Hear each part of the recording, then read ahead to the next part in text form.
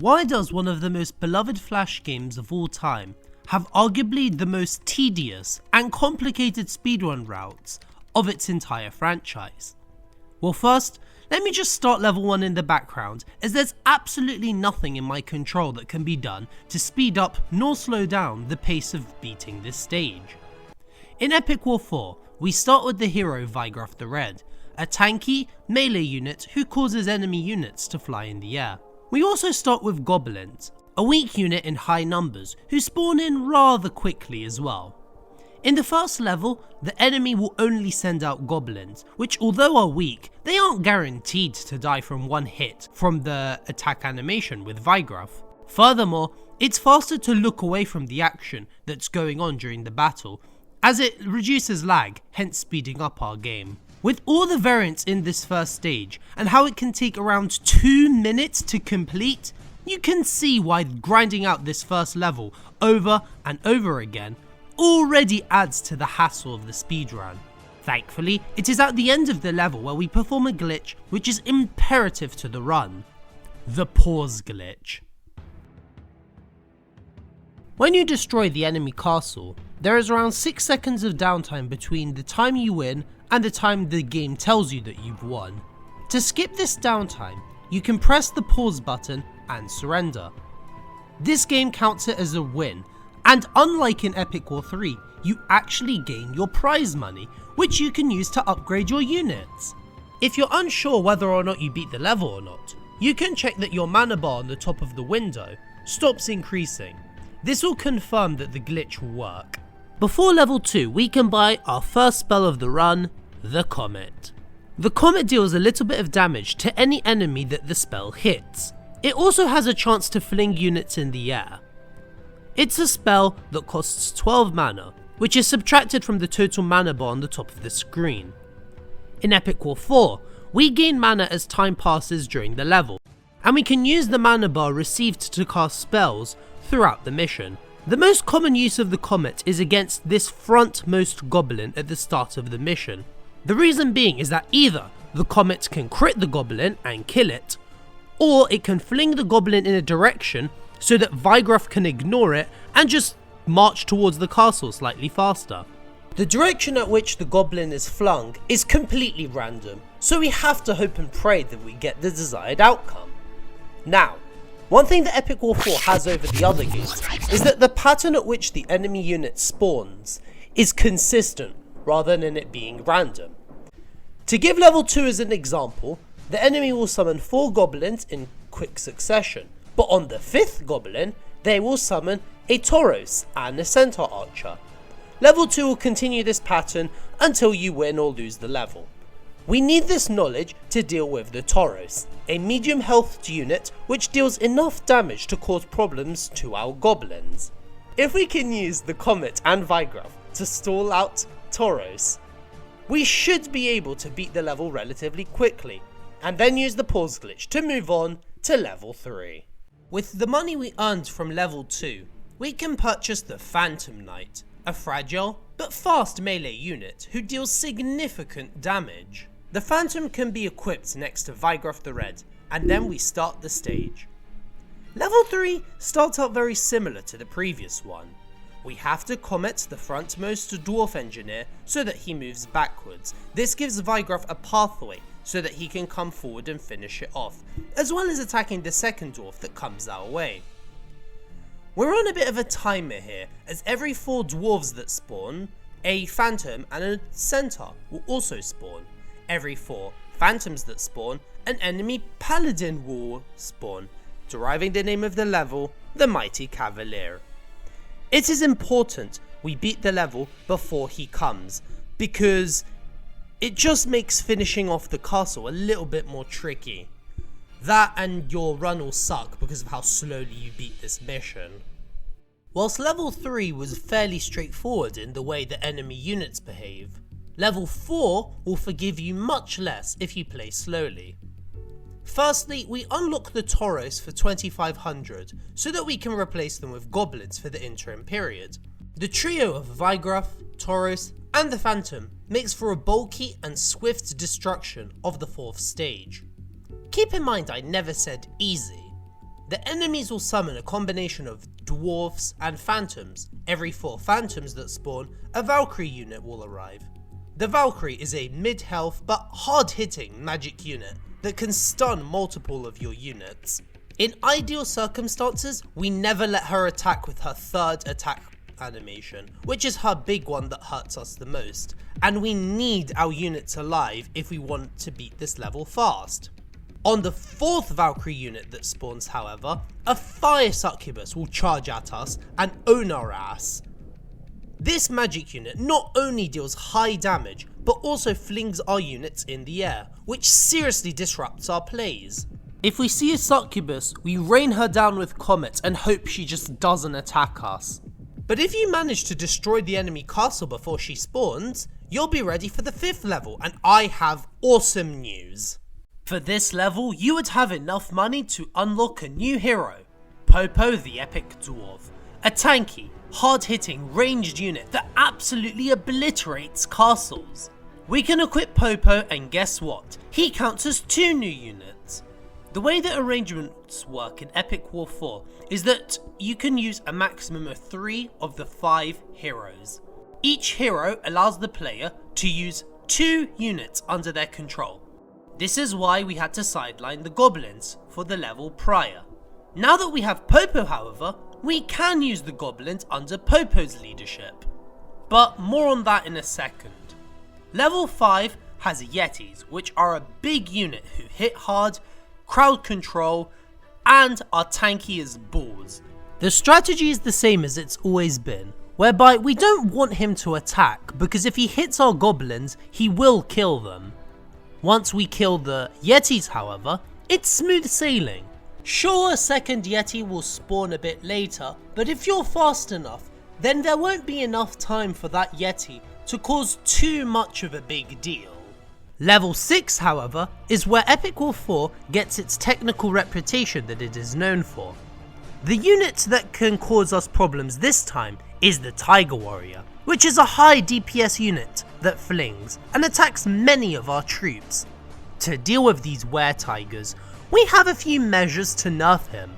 Firstly, we buy a powerful new spell, Thunderbolt, a magic attack that costs 42 mana, and it's like the tiger's kryptonite. To even better our odds though, we can predict his arrival. Remember how I said that unit patterns are not random in this game? And you also remember how we get mana, you get it through the time you spend within a level. Well, we can use both of these things to our advantage. Assuming that you only use Thunderbolt in this level, the tiger will come when mana reaches 76 and 67. That's not to say you're not allowed to use the comet, far from it. In fact, it's required to kill those pesky yellow sylphs that shoot the blue projectiles.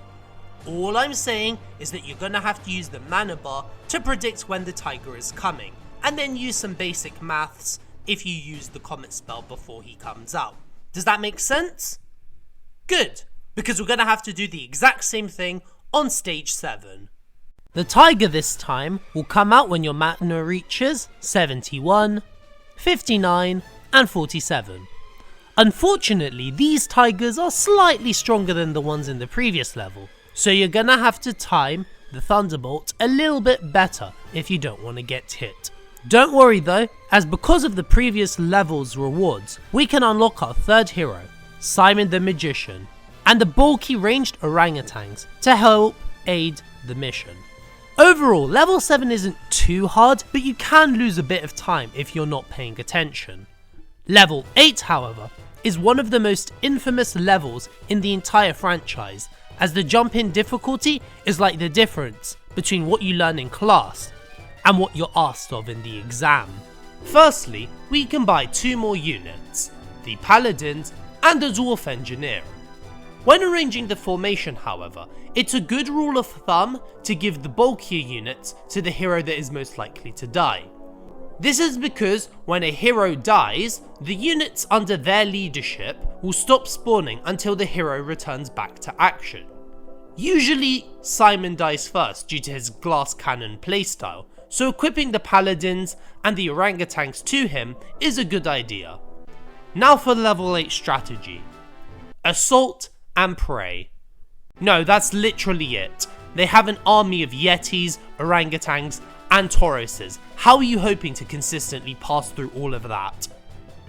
Sure, you could stage the march as multiple assaults, but that bleeds so much time. Also, who's to say that the march wouldn't be wiped out at every attempt to siege the enemy castle? So, have fun with this stage, because bloody hell, I would estimate around 20% of attempts make it past this brick wall. And your reward for passing this roadblock is another roadblock. Level 9 is frustrating for a number of reasons. Firstly, the units that you are currently using don't receive that much of an offensive upgrade, rather a defensive one. The Pixies are a fragile unit which heal our units. This is imperative to the run because we physically cannot blitz this level. So what we want to do is attack the castle 3 times. The first time we attack the castle until the magic cannon arrives, a tanky magic unit which absolutely obliterates our push. When it comes, we retreat our injured troops together and prepare for another push. This is where the Pixies come in. Because our units are bunched together, it significantly increases how quickly they all heal up to full HP.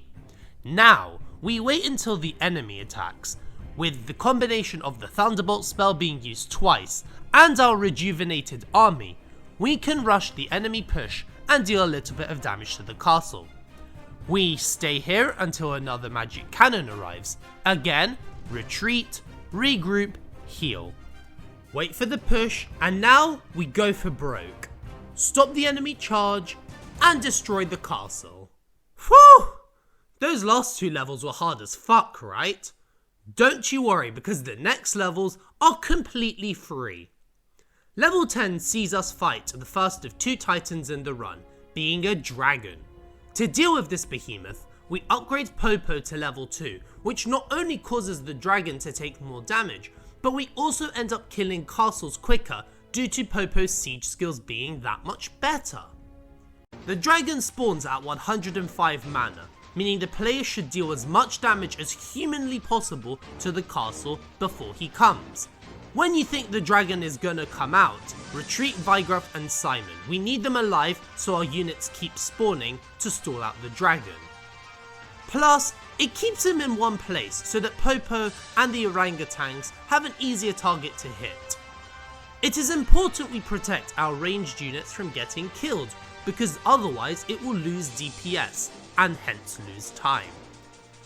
Also, if you're gonna use spells, the Comet here is recommended, as the dragon has a strong resistance to magic. The key, however, is to time the spell with his moving animation. When he is at the lowest point of flight, that is the time where you can hit him. Once the Sky Dragon has been defeated, finishing off the castle is a piece of cake. Level 11, Magic Army, is physically impossible to lose with this setup. And here's why. Firstly, we buy the overpowered Succubus unit, who we were complaining about earlier. But what if I told you that there is another key to our success, which has been right in front of us the entire time? Do you remember the Pixies from level 9? Well, one gimmick that they have is that they are immune to magic damage. So that wave of magic that wants to show off their sorcery, they can't do squat to our units. All we need to do for this level is to charge at their base using the Thunderbolt spell when we need to. Then, in good time, we will destroy the castle base 100% guaranteed. And finally, level 12, the longest, hardest, and painfully heartbreaking stage of the speedrun. Firstly, we want to upgrade so that we have the invincibility spell, which costs 71 mana and lasts 10 seconds. In doing so, we upgrade our total mana pool from 200 to 240, but the general theory about mapping out unit spawns still works the same. We also upgrade our goblins to level 3. Let's equip our shield and switch our units around so we have this formation. The final boss is a Trojan horse, which doesn't attack. It just summons bomber units which have 1 HP and explode on death. This is incredibly tedious and disruptive to deal with.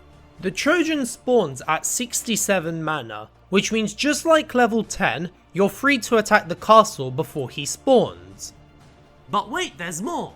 At 91 mana, the enemy will summon the Epic War 3 Evil Hero, who is tanky as fuck and hits like a truck. No, seriously, he one-shots our level 3 goblins. This is partially why we have our invincibility spell, so that we can use it to hurt the enemy until he retreats, without the evil hero dealing too much damage to our troops. When he retreats, we want to regroup again and heal with our pixies. We want to stay here until the enemy swarm of engineers comes towards us. We can charge them and use our invincibility spell again. The aim here is to not only stop the push, but to get our goblins underneath the Trojan horse, which should act as a blind spot to those pesky bombers. I said it should, not that it will. Whilst we are attacking, the evil hero may make its return.